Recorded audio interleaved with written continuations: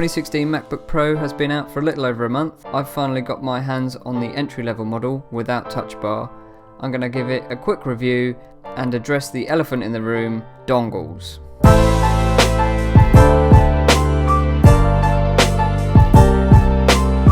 Much like the previous generation, this has a full metal enclosure. Side by side with last year's MacBook, this thing makes that look very dated indeed. If you've had a Retina display on a Mac before, there are plenty of facts and figures on the Apple website that can tell you why this one is better than what you've already got. If you haven't, this will simply be the best display you've ever seen on a Mac. The increased trackpad size looks ludicrously large, especially to somebody who hasn't used a trackpad since an iBook in 2003, but is actually really good. As for the second generation butterfly mechanism keyboard, I don't know what all the fuss is about. This keyboard is really good. I like typing on it, it feels really good, and it's super slim. The USB-C only route that Apple has taken for the MacBook Pro this year, to me it isn't an issue, and I'll get onto that later. But only having two on the entry-level model, and both being on the same side, does seem a little bit stingy. I would have preferred one on either side, maybe chuck in a third one, but either way, I don't think it's going to cause me too much of a problem. Whilst time may have run out for the 3.5mm headphone jack on the iPhone, it's had a stay of execution on the MacBook Pro, which I for one am very happy about. I can continue to use my wired Bose headphones to do my video edits, so I'm a happy guy. Let's talk about dongles.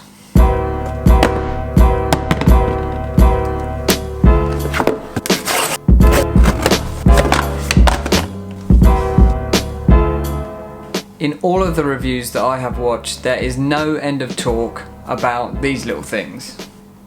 USB-C ports. This particular model has two and a headphone jack. That's all I got, nothing else. So the popular view is that you're going to have to carry a bag load of dongles around to make sure that all your existing USB devices, things like this, portable hard drives, you're going to need to plug your old USB into something, therefore you're going to need a dongle. This one here is a USB-C to USB. It's an Apple version and it currently in the UK costs £9. They have reduced the price of these. However, I have a different theory. You don't need dongles. Here is a replacement cable so that I can plug USB-C into my camera. Here is a replacement cable so I can plug in my microphone. Here is a replacement cable so I can plug in my hard drive.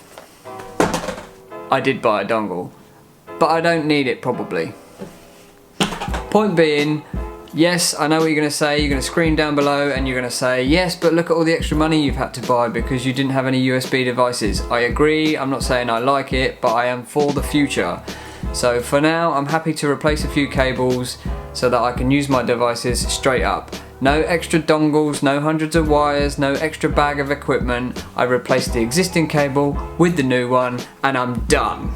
So look, I get it. There's an extra cost there. You have to go and buy additional equipment that should be included in the box. This MacBook cost 1,350 quid. I had to spend about another 40 quid to get all the cables I needed so that I could use my existing devices with it.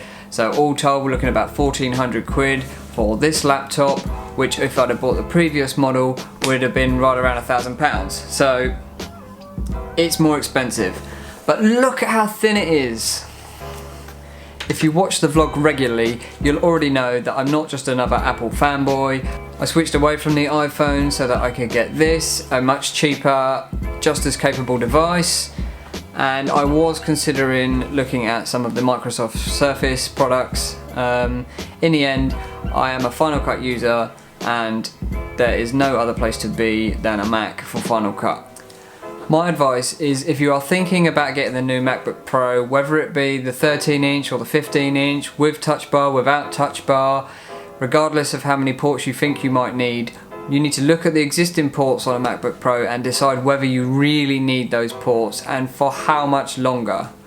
I did the same and I figured out that I don't use an SD card slot in my existing iMac because it doesn't have one. So I plug the camera directly into the computer. Therefore I have replaced that cable and it will work just like it did before. I use an external hard drive. I've replaced that cable, it will work the same as it did before. I don't have a HDMI port on my current iMac, therefore I don't use one. If I do want to plug it into an external display, I will have to get a dongle if I want to use HDMI, or I may just be able to go USB-C straight to HDMI. Point being is you don't need a bunch of dongles. You just need to think of what cables you use now and replace them with the USB-C equivalent. As far as I can tell, there is a USB-C cable replacement for any type of USB cable out there.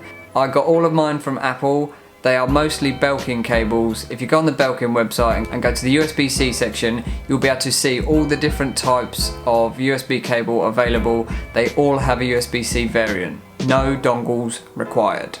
Would I have liked the MacBook Pro to be 200 quid cheaper? Yes. Would I have liked an extra couple of USB-C ports? Yes. But short of that, I don't think I'm going to miss A, ports I didn't have, and B, ports that are going to be dead in 6 to 12 months time.